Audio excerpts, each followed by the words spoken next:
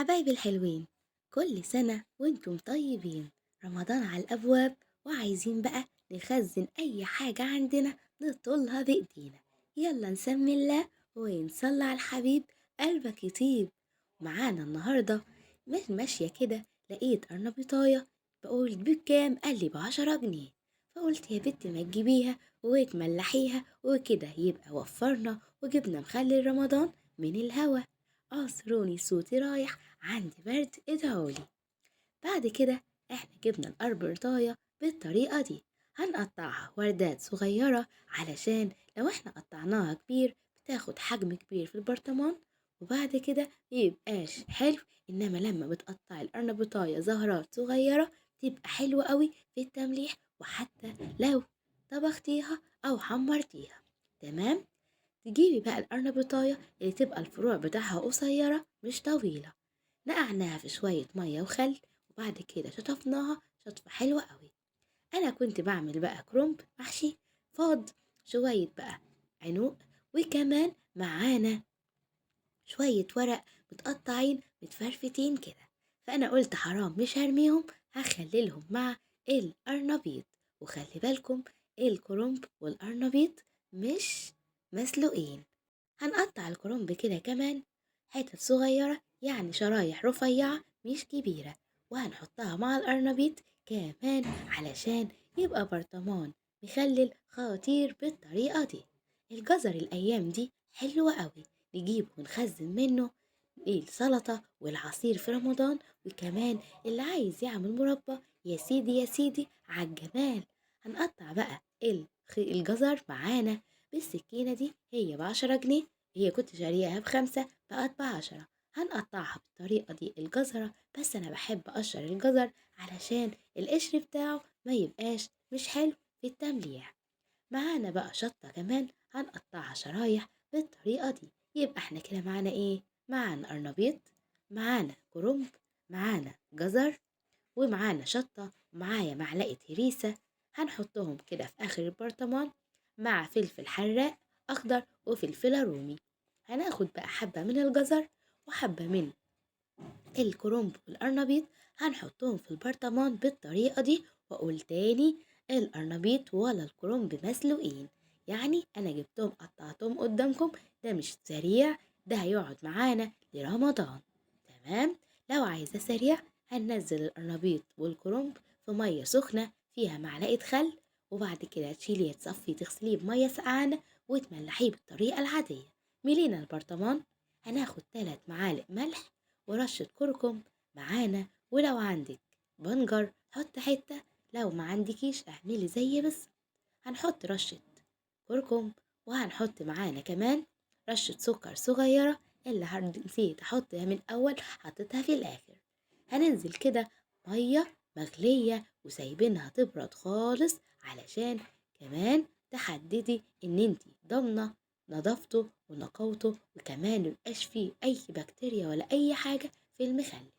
نضغط كده على البرطمان، هتلاقي فقاقيع بتطلع كده، تعرفي ان الايه المخلل بيشرب من التتبيلة. هنزود بقى شرايح ليمون على الوش، ومش هنحط زيت ولا اي حاجة. زي ما قلت هنحط معلقة خل معانا في المية. هنقفل البرطمان ونرجرجه كده، بحيث ان الشطة اللي احنا حاطينها تحت توصل لفوق، وشكل البرطمان تحفة. هنجيب بقى الجزر، كيلو الجزر ب3 جنيه ونص. هنجيبه بقى ونقطع ونخزن براحتنا.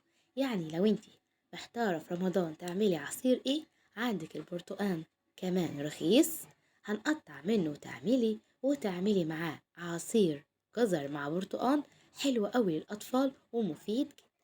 عاملة شوربة خضار، هنستعمل برضو الجزر في شوربة الخضار. طبخة فراخ، طبخة لحمة، في الشوربة الجزر بيبقى حلو قوي. قشرنا الجزر بالقشارة دي ونقطعه زي ما تحبي، عايزة تقطعيه سميك، عايزة تقطعيه مكعبات، خلاص اعملي اللي يريحك، اهم حاجة ما ياخدش مساحة او مكان كبير في الفريزر. تمام. احنا ما عملناش حاجة ولا كلفنا نفسنا، يعني كل ما تلاقي نفسك ماشية هاتي كيلو جزر خزنيه، لقيت كرومباية ب5 جنيه ب7 جنيه، امسكيها قطعيها واسلقيها وخزنيها. كده هتلاقيها كنز في الفريزر، اعمليها مخلل. لقيتي قرنبيطة اعمليها مخلل أو خزنيها في الفريزر، بعد كده بتلاقيها كنز في البيت. الطماطم يا جماعة وعملتها معاكم كذا مرة، حلوة ورخيصة الأيام دي. تعمليها صلصة تعينيها ببعضها في الفريزر برضو هتنفع معاكي. أنا بقولش نخنق نفسنا ونقعد نحط ايدنا على خدنا ونقول الحاجة غالية مش هنعرف نخزن، لا هنعرف إن شاء الله. بس انت قولي الحمد لله وخزني أي حاجة على ايدك. لو جبت حتى نص كيلو بسلة قطعتيه وخزنتيه برضو هينفع معانا. عملت كيس اهو بسيط جزر وبرطمان. يعني الفيديو النهارده مفيش فيه اي حاجة تصدمك، او خزنا المحتوى كبير. حتى البرتقان ده سكري غضب عليه، اسيبه يبوظ اطلاقا. قطعته. وكمان انا بحب اخزن البرتقان معصور يدوي بالعصارة بتاعت اهالينا كلها، ما بحبش اقطعه وعينه غير لما يكون مش فيه بذر، بيبقى البصرة بس هو البلدي والسكري اللي هو بيبقى مليان مية. بنغسله كويس قوي، بعد كده بنقطعه بالعرض زي الليمونة، ونجيب العصارة بتاعتنا. بعد كده بنعصره يدوي، ما عندكيش العصارة دي يكفي كوباية في طبق، ويكون كوباية ليها حدوة كده رسمة من تحت، وعصير البرتقال بالطريقة دي. وبعد كده عبيه في أكياس، ولما تيجي في رمضان تعمليه هتطلعيه وتدوبيه في مية بسكر وتعملي مع، عايزة تعمليه لوحده ماشي، عايزة تعمليه مع جزر تسلقي الجزر بعد كده تصفيه، بعد كده تحطيه مع البرتقال بيبقى حلو قوي. جالك ضيف وما عندكيش حاجة، طلعي كيس وتقومي ضربها بسرعة في الخلاط مع سكر ومية. انا خلي بالكم ده مركز، يعني الكيس هيعمل لتر ونص. عصير برتقال ده مركز، شايفين لونه حلو، وكمان سكري مش هيحتاج سكر كتير.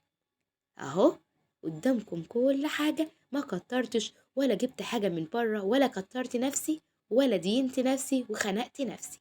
انا كنت بعمل كده كوباية وبجرب اللون، جبت حطيت نص كوباية عصير برتقال مركز عليها كوباية مية ومحطتش سكر، شربتها كده من غير اي سكر. الكيس هيعمل لتر ونص، اهو تقيل هيعمل لتر ونص معانا، يعني حاجة حلوة وهتسيبها في الفريزر وهتنفع معانا. كده خزنا حاجات حلوة وتستاهل ان احنا ما نكلفش نفسنا ولا نعقد نفسنا ونحط ايدنا على خدنا ونقول الحاجة غالية. شفنا الفيديو؟ لو عجبكم لايك، شير، تعليق حلو منكم، وما تنسوش دعوة حلوة. وكل سنة وانتم طيبين، دمتم في رعاية الله وفضله، مع السلامة.